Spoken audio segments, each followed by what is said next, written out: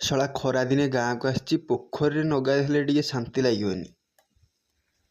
ଶଳା ମହି ପୋଖରୀରେ ଡେଇନେ ଆଜି ପଙ୍କ କାଢିଦେବି। କି ଶାନ୍ତି ବେ। ଓହୋ, ଶଳା ଗାଧେଇ ଗାଧେଇ ଥଣ୍ଡା ହେଇଗଲା। ମୋ ବୋଉ କହିଛି କଣ୍ଟାକୁ କଣ୍ଟାରେ ହିଁ ଆଡ଼ାଯାଏ।